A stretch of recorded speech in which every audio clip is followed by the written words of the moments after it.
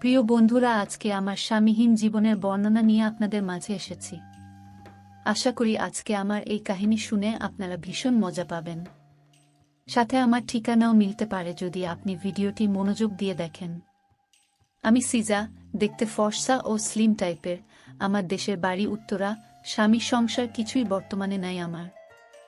দেশের বাইরে যাওয়ার স্বপ্ন বুনেছি, কিন্তু কেমনে যাব? কোন দেশে যাব তাই নিয়ে চিন্তিত আছি। হঠাৎ অফিসের কাজে আমি বাসে করে মতিঝিলে যাচ্ছিলাম। সেই বাসের ওয়ালে একটি বিজ্ঞাপন নজরে পড়ল আমার। সেখানে লেখা আছে, তারা দেশের বাইরে যেতে ইচ্ছুক, তারা খুব সহজেই নিম্নোক্ত ঠিকানায় যোগাযোগ করুন। আমি তখন ঠিক বিজ্ঞাপনে দেওয়া ঠিকানায় যোগাযোগ করতে থাকি। ঠিক আমি ঠিকানা মতোই একদিন চলে গেলাম। দেখলাম 10টা বিল্ডিংয়ে একটি সাইনবোর্ড। সিডিতে দিক নির্দেশনা দেওয়া আছে, উপরে উঠতে যেতে হবে। অচেনা এই পরিবেশে কিছুটা ভয় লাগছিল আমাকে। আমি প্রথমে গেলাম এবং লিফটের বাটন চেপে উপরে উঠে গেলাম। তারপর দরজায় নক করতে একজন দরজা খুলে দিল। ভেতরের চোখ পড়তে দেখলাম একজন মোটা লোক চেয়ারে বসে। বিশাল দেহী ওই লোকের চেহারা আমার কেমন জানি ভয় লাগছিল। তবে আমি নিরুপায় হয়ে প্রথমে সালাম দিয়ে বসে রুমে প্রবেশ করলাম। প্রবেশ না করতে আমাকে বসার জন্য অনুরোধ করলেন এবং সেদিন আমাকে তারা অনেক কিছু জিজ্ঞেস করেছিলেন এবং কিছু কাজের অফার দিয়েছিলেন। আমি নিমিষেই রাজি হয়ে গেলাম, কারণ আমার আর এছাড়া দ্বিতীয় কোনো উপায় ছিল না। লোকটি আমাকে 1 সপ্তাহ পর দেখা করতে বলেন। আমি ঠিকমতো সেদিন পৌঁছে গিয়েছিলাম এবং রুমে নক দিলাম। সঙ্গে সঙ্গে দরজা খুলেই লোকটি আমারে হালকা করে হাত ধরে বসিয়ে দিল। আমার সেদিন অনেক কিছু ইচ্ছে ভাব হচ্ছিল, কারণ অনেক দিন থেকে স্বামী না থাকায় আমার চাহিদা মেটাতে এই অবস্থাটা পারফেক্ট মনে হচ্ছে। লোকটি আমারে কিছুক্ষণ পরে রিকশা করে আলাদা একটি ফ্ল্যাটে নিয়ে চলে যায়। তারপর ফ্ল্যাটের উত্তর পাশে দরজা খুলে আমাকে ঢুকিয়ে নিয়ে দরজা ক্লোজ করে দেয়। আমি ভালোই টের পেলাম যে আজ ঘটনা কি হতে চলেছে।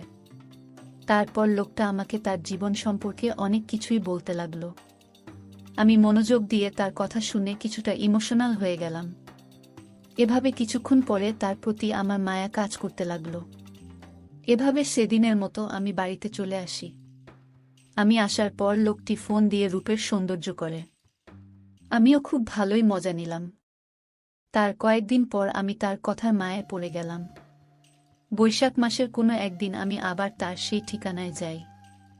সেদিন কেন জানি আমার মন খুব খারাপ ছিল, তাই তার প্রচণ্ড অনুরোধে আমি তার কাছে গিয়েছিলাম।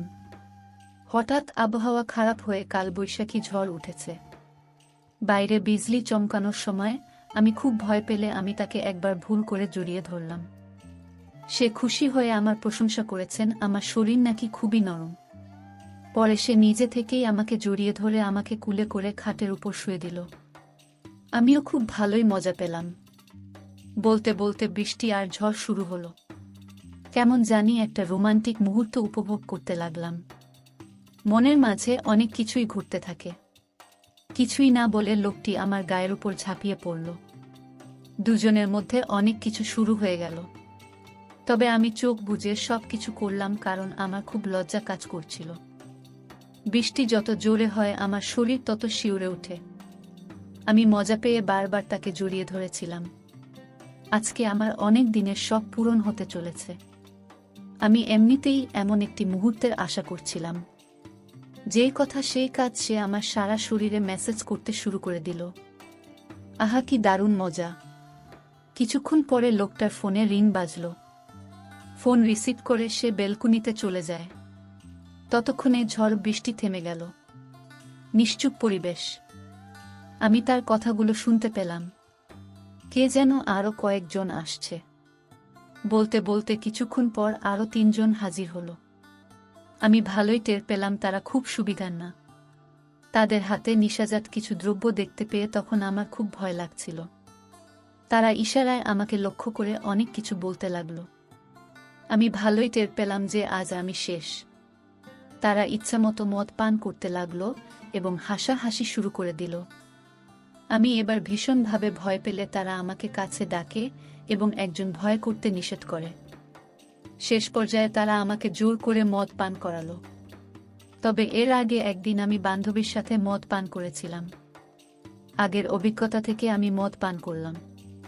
কিছুক্ষণ পর সবাই মিলে উল্লাস করা শুরু করল এবং আমাকে সবাই মিলে কোলে তুলে নিয়ে খাটে শুয়ে দিয়ে দেহের সব খবর খুলে ফেলল। আমি 4টা পুরুষের সামনে এখন পুরোটাই বিব্রত অবস্থায়।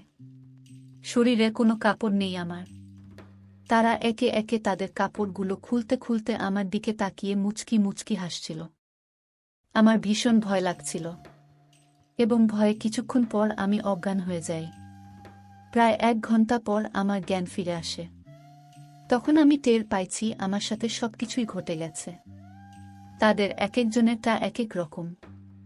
কিছুক্ষণ পরে একজন আমার শরীরে বাঘের মতো ঝাঁপিয়ে পড়ে এবং সে যা করে আমি তাতে অনেক মজা পাই। এভাবে সারা রাত আমার উপরে তাণ্ডব চালিয়েছে।